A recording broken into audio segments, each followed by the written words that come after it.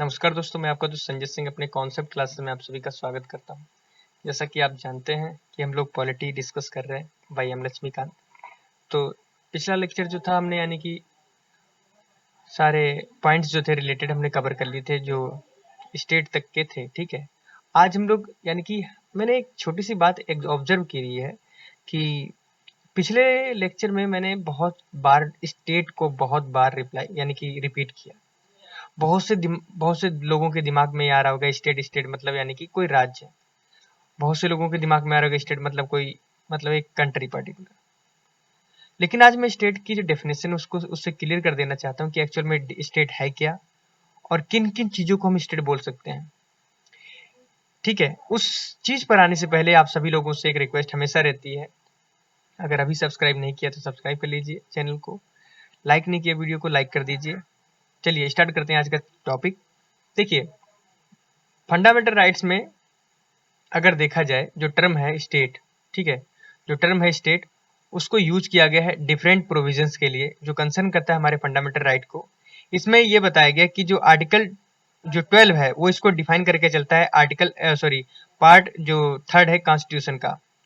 इसका पर्पज ये है कि अकॉर्डिंग टू अगर यानी कि देखा जाए हमारे कॉन्स्टिट्यूशन के उसके अंदर जो रखा गया कि बहुत सारी चीजों को स्टेट बताया गया। जैसे अगर मैं बोलूं, जैसे government and parliament of India, इसको भी स्टेट में रखा गया। ठीक है, that is the executive and the legislature of the organs of the government. कहने का मतलब यहाँ पर यह है कि जो एग्जीक्यूटिव है एंड द लेजिस्लेटिव ऑर्गन्स जो हमारे यूनियन गवर्नमेंट के हैं उसको भी यानी कि एक स्टेट माना गया है। ठीक है, उसके बाद सिमिलरली स्टेट गवर्नमेंट के लिए and legislative and the executive organs जो हमारी स्टेट गवर्नमेंट के उसको भी स्टेट माना गया है। जितनी भी हमारी लोकल बॉडीज हैं, ठीक है, जैसे लोकल अथॉरिटीज, जिसमें अगर मैं बात करूं म्यूनसिपैलिटीज, पंचायत, ठीक है, डिस्ट्रिक्ट बोर्ड्स, इनको इम्प्रूवमेंट ट्रस्ट, ये जितनी भी चीजें हैं इनको सबको स्टेट माना गया है। और भी अदर यानी कि अथॉरिटीज हैं जैसे स्टेटरी एंड नॉन स्टेटरी स्टेटरी अथॉरिटीज, जैसे मैं अगर बात करूं LIC, ठीक है, ONGC एंड सेल, इनको भी स्टेट माना गया है। स्टेट जो है एक बड़े स्तर पर यानी कि एक, अगर स्टेट एक शब्द खाली एक बताया जा रहा है लेकिन इसको बड़े स्तर पर बहुत ही वाइडर एक्सप्लेन किया गया है। इसने हर एजेंसी को इंक्लूड करके रखा हुआ है। ठीक है, दूसरी बात ये क्या करता है कि it is the action of these agencies that can challenge the courts as violating the fundamental rights। कहने का मतलब यहां पर यह है कि ये सारी जो स्टेट जहां जिसकी हम बात कर रहे हैं इनको रिस्पॉन्सिबल ठहराया जाता है कब, जब कोई फंडामेंटल राइट्स यानी कि डिस्टर्ब होता है। तो इनको जवाबदेही होती है कब, किससे, अपने सुप्रीम कोर्ट से। अगर कोई भी चीज इनके द्वारा गलत ठहराई जाती है, कुछ भी यानी कि फंडामेंटल राइट के अकॉर्डिंग होता है, तो इनको चैलेंजेस फेस करने पड़ते हैं किससे, सुप्रीम कोर्ट से या कोर्ट से। ठीक है, अगर अकॉर्डिंग टू सुप्रीम कोर्ट देखा जाए, हमारी जो प्राइवेट जितनी भी बॉडीज हैं और द एजेंसी जो वर्किंग कर रही हैं एज एन इंस्ट्रूमेंट, वो सभी हमारे स्टेट के अंदर ही आती हैं। ठीक है, इसलिए आर्टिकल 2 जो है हमारा वो डील करता है हमारी स्टेट से। और मैंने सारी जितनी भी स्टेट की जो टर्म्स थी वो मैंने आपको बता दी। ठीक है, कुछ ऐसे लॉ जो हमारे कॉन्स्टिट्यूशन के साथ यानी कि क्या कर सकते, इनकंसिस्टेंट रहते हैं।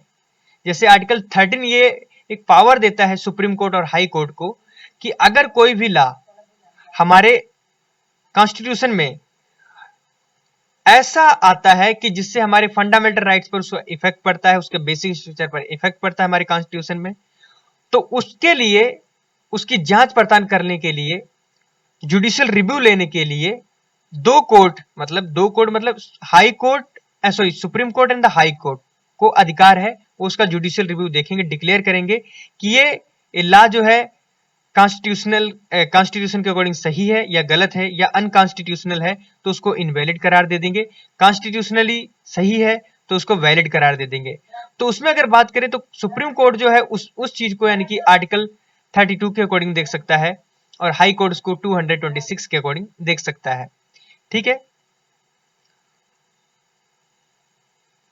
जो टर्म लॉ है, ठीक है, जो टर्म लॉ है in article 13, has been given a wide connotations as include the followings. कुछ चीजों को इंक्लूड करके चलता है कि इनके द्वारा प्रॉब्लम हो सकती है। जैसे सपोज करो कि अगर परमानेंट लॉज जो है उनको इनेक्ट किया जाए किसके द्वारा, पार्लियामेंट के द्वारा और द स्टेट लेजिस्लेचर के द्वारा, तो उसमें उनके द्वारा अगर मान लो जैसे सपोज करो इनके द्वारा कोई ऐसा लॉ यानी कि पारित कर दिया गया, ऐसा कोई कानून पारित कर दिया गया जिससे फंडामेंटल राइट्स या basic structure of the constitution पे फर्क पड़ रहा है, तो सुप्रीम कोर्ट कहेगा कि नहीं, ये हमारे यानी कि बेसिक स्ट्रक्चर को यानी कि हनन कर रहा है या फंडामेंटल राइट का हनन कर रहा है, तो आप इसको वापस ले। इस तरीके की इनसी बात हो सकती है। Temporary laws like ordinance issued by the president और द स्टेट गवर्नर्स। कुछ ऐसे लॉ होते हैं जो इशू किए जाते हैं किसके द्वारा, हमारे प्रेसिडेंट के द्वारा या स्टेट गवर्नर के द्वारा, तो उस पर भी हमारे जो supreme court and high courts जितने भी हमारे कोर्ट्स हैं वो फंडामेंटल को ये फंडामेंटल राइट्स जो हैं उनको देखकर ये बोलेंगे कि ये चीजें जो हैं अपने बैलेंस वे में नहीं हो रही हैं, अनकॉन्स्टिट्यूशनल तरीके से हो रही हैं, इसलिए उसको इनवैलिड करार दे दिया जाएगा और वो उसे वैलिड करने की एक सुझाव देंगे। नहीं होगा तो उसे सीधा हटा दिया जाएगा। दूसरी बात, स्टेटरी instruments in the nature of the delegated legislation. कहने का मतलब जो एग्जीक्यूटिव लेजिस्लेशन है, like the order by law, rule, regulation और द नोटिफिकेशन। दूसरी बात, non legislative secures of law. कहने का मतलब यहां पर यह है कि वो सभी चीजें नॉन लेजिस्लेटिव जो वो लॉ को सिक्योर करके चलती हैं, ठीक है, सॉरी, जो नॉन लेजिस्लेटिव सोर्सेज हैं ऑफ लॉ का, दैट इज, जैसे अगर मैं बात करूं उसमें क्या है, custom, uses having the power of force of the law, ठीक है। दस not only the legislation but any of the above can be challenge in the court, यानी कि उसको कोर्ट के अंदर चैलेंज किया जा सकता है कि ये चीज सही नहीं है, ये क्या कर रही है, हमारे फंडामेंटल राइट्स को यानी कि वायलेट करके चल रही हैं, तो इसलिए उनको लास्ट में डिक्लेयर कर दिया जाएगा वॉइड, यानी कि उनको माना नहीं जाएगा और उनको सुधार करने की बात कही जाएगी। इसी तरीके से आगे अगर देखा जाए तो हमारे आर्टिकल जो 13 है वो डिक्लेयर करता है कि constitutional amendment is not a law, यानी कि किसी भी चीज को कॉन्स्टिट्यूशनली अमेंडमेंट करके ले आना वो कोई लॉ नहीं है, and hence can not be changed, उसको यानी कि चैलेंज नहीं किया जा सकता है। कहने का मतलब आप चाहे अमेंडमेंट पे अमेंडमेंट लेके आ रहे हो, ये कोई लॉ नहीं है या कोई कानून नहीं है, इसलिए उसको यानी कि चैलेंज नहीं किया जा सकता। इसी कारण जो केशवानंद भारती केस था जो 1973 में आया था, उसके अंदर देखा गया कि जो कॉन्स्टिट्यूशनल अमेंडमेंट था उसको चैलेंज किया गया था किसके ग्राउंड पर, उसमें यह बता दिया गया था कि जो बेसिक स्ट्रक्चर है ऑफ द कॉन्स्टिट्यूशन का, उसको यानी कि वो क्या कर रहा है, वायलेट कर रहा है, इसलिए उसको डिक्लेयर कर दिया गया था वॉइड। अब हम लोग क्या बात करेंगे कि फंडामेंटल राइट्स जो है हमारे एट ए ग्लांस उसको यानी कि पढ़ लेते हैं। तो उसमें पहला जो हमारा फंडामेंटल यानी कि 6 फंडामेंटल राइट्स है, यानी कि ओरिजिनली हमारे पास 7 फंडामेंटल राइट्स थे, लेकिन अब हमारे पास खाली 6 फंडामेंटल राइट्स हैं। उन 6 फंडामेंटल राइट्स में हम लोग समझेंगे कि एक्चुअल में उनको किस तरीके से डिवाइड किया गया है। तो मैं अगर बोलना चाहूं तो उनको यानी कि आर्टिकल के बेस पर डिवाइड किया गया है। जैसे राइट टू इक्वलिटी, तो राइट टू इक्वलिटी में यानी कि उसको कितने पार्ट्स में डिवाइड किया गया, कितने आर्टिकल्स लेकर गया है, तो आर्टिकल 14 से 18 तक यानी कि डील करता चलेगा। देखिए, राइट टू इक्वलिटी में पहला आता है हमारा equality before law and equal protection of the law. कहने का मतलब यहाँ पर ये कि सभी लोगों के यानी कि सभी लोग कानून के समान है, यानी कि कानून के सामने सभी लोग समान है और कानून जो है सभी को प्रोटेक्शन देता है। आर्टिकल 14 ये बोला, ठीक है, सभी को इक्वल प्रोटेक्शन देता है, कोई भी ना राजा रईस, ना ही कोई अमीर या ज्यादा, ना ही कोई ज्यादा गरीब, सबको बराबर का अधिकार देता है, ठीक है। फिर दूसरा बोलता है prohibition of discrimination on the grounds of the religion, race, caste and the sex, place of birth. Article 15 कहता है, आर्टिकल 15 ये कहता है कि वो डिस्क्रिमिनेट करता है किसको, कि कोई भी बंदा अपने यानी कि धर्म के कारण, रेस के कारण, कास्ट के कारण, अपने सेक्स के कारण, प्लेस ऑफ बर्थ के कारण उसे डिस्क्रिमिनेट नहीं किया जाएगा। वो कहीं से कहीं का रहने वाला हो, किसी धर्म में जन्म लिया हो, किसी जात का हो, लड़की हो या पुरुष हो, ठीक है, कहां जन्म हुआ है उसका, उसको कोई भेदभाव नहीं करेगा पूरे भारत में। दूसरी बात, 2 हमने आर्टिकल कवर कर लिए। अब तीसरा क्या कहता है, C part, equality of opportunity in the matter of the public employment. अगर भारत सरकार के द्वारा कोई भी एम्प्लॉयमेंट की मतलब योजनाएं निकाली जाती हैं तो उसमें बराबर का हकदार हर कोई होगा। ना ही वहां पर यह देखा जाएगा कि आप यूपी से हैं आपको ज्यादा वरीयता दी जाएगी, आप मध्य प्रदेश से हैं तो आपको कम वरीयता दी जाएगी, ऐसा कुछ भी नहीं है। किसी भी स्टेट का हो, किसी भी धर्म का हो, किसी भी रिलीजन का हो, किसी भी कास्ट का हो, किसी भी चीज का हो, उसको बराबर का अधिकार दिया जाएगा। Abolition of the untouchability and the prohibition of the practice, कहने का मतलब यहां पर यह है कि एबोल्यूशन ऑफ अनटचेबिलिटी, पहले क्या होता था कि लोग अगर छू लेते थे एक दूसरे को, मतलब कोई दरिद्र होता था, अगर दरिद्र किसी को छू लिया तो जो उच्च कास्ट का होता था उसे नहाना पड़ता था, यानी कि वो अपने आप को पवित्र दिखाने की कोशिश में नहाता था, गंगा स्नान करता था, ऐसी कंडीशन होती थी। मैंने खुद एक स्टोरी सुनी थी, इसमें क्या होता है, एक ब्राह्मण जा रहा होता है और उसको एक अस्पृश्य वाले व्यक्ति का मतलब गमछा लग जाता है, ठीक है। तो वो कहता है कि मुझे दरिद्र ने छू लिया, अब तो मेरा धर्म भ्रष्ट हो गया, मुझे नहाना पड़ेगा। तो मेरे कहने का मतलब यहाँ पर यह है कि भारत सरकार के द्वारा हमारा जो कॉन्स्टिट्यूशन, जो हमारे कॉन्स्टिट्यूशन मेकर ने बहुत अच्छा एक प्रावधान लाया, वो क्या, अनटचेबिलिटी। ना ही बढ़ेंगे, ना ही ना ही इसकी प्रैक्टिस बढ़ेगी, और इसका यानी कि जो इसको प्रोहिबिशन किया जाएगा, मतलब कहने का मतलब इसको रोका जाएगा, कोई भी अनटचेबल्स नहीं होगा, ठीक है, सभी बराबर हैं। Evolution of the titles except the military and academic articles, article 18 को कवर करके चलता है, ठीक है। एवोल्यूशन ऑफ द यानी कि टाइटल्स, जैसे कोई राजा है, महाराजा है, तो उसका टाइटल नहीं होगा। जैसे कोई पद्मश्री है या पद्म विभूषण है, वो अपने आगे ये नहीं लगाएगा मैं पद्मश्री हूं या जो भी है, मैं राजा हूं, महाराजा, कोई भी अपने आगे अपना नाम का टाइटल नहीं लगाएगा। लेकिन मिलिट्री में अगर देखा जाए तो मेजर, जनरल, कर्नल, ये सब अपना यानी कि टाइटल लगाते हैं। इसको एक्सेप्ट, इनको छोड़कर बाकी जितने भी टाइटल्स हैं उनको यानी कि उनको छोड़कर जितने भी टाइटल्स हैं उनको यानी कि एबोलिश किया जा रहा है। ये भारत सरकार हमारे कॉन्स्टिट्यूशन में रिटन है। आर्टिकल राइट टू फ्रीडम, ठीक है, राइट टू फ्रीडम मतलब हमें किस किस चीज की आजादी है, वो आर्टिकल 19 से आर्टिकल 22 तक कवर करता है। तो उसका जो ए पार्ट है वो कहता है कि protection of the 6th right, यानी कि 6 राइट्स को यानी कि प्रोटेक्शन करके चलता है रिगार्डिंग फ्रीडम ऑफ स्पीच। पहला आता है हमारा freedom of speech, freedom of expression, freedom of assembly, ठीक है, freedom of association, freedom of movement, residence and profession, ये सभी आर्टिकल 9 के अंतर्गत आते हैं। आप क्या कर सकते हैं आर्टिकल 9 के अंतर्गत, आप स्पीच दे सकते हैं, बोल सकते हैं, आपको बोलने का अधिकार है। आप अपने वाणों यानी कि विचारों को एक्सप्रेस कर सकते हैं, असेंबली बना सकते हैं, एसोसिएशन बना सकते हैं, आप एक जगह से दूसरी जगह मूवमेंट कर सकते हैं, आप अपना घर रेजिडेंस बना सकते हैं, ठीक है। प्रोफेशन क्या है आपका, उसको यानी कि आप अप्लीकेबल कर सकते हैं, ये आर्टिकल 19 कहता है। फिर उसके बाद आर्टिकल 20 क्या कहता है, वो ये कहता है कि protection in respect of the conviction of offence, कहने का मतलब आपको प्रोटेक्शन मिलेगा किसके रिस्पेक्ट में, अगर आपको कोई अपराधी यानी कि क्या करता है, कन्विक्ट करता है, ठीक है। दूसरी बात, आर्टिकल 21 क्या बोलता है, वो ये बोलता है कि protection of life and the personal liberty, आपको अपने जीवन जीने का अधिकार है। उसके बाद उसी का एक अमेंडमेंट के द्वारा जो पार्ट आया था 21A, ठीक है, उस 21A में ये बताया गया कि राइट टू एलिमेंट्री एजुकेशन, कहने का मतलब यहां पर यह है कि आपको अपनी बेसिक जो शिक्षा है कक्षा 8 तक वो जरूर पूरी करनी पड़ेगी। ये भारत सरकार आपको अधिकार देती है। अगर इसमें कोई आप पर फोर्स बनाता है तो भारत सरकार उससे यानी कि या हमारे कॉन्स्टिट्यूशन के अकॉर्डिंग उसे बंदी बनाया जाएगा या उसको सजा दी जाएगी। तो हर कोई व्यक्ति यानी कि उसे एलिमेंट्री शिक्षा लेने का अधिकार है। राइट अगेंस्ट एक्सप्लॉयटेशन, पहले क्या होता था, लड़कियों को, स्त्रियों को, या मतलब कम उम्र के बच्चों को या कोई लाचार उसको यानी कि एक्सप्लॉइट किया जाता था।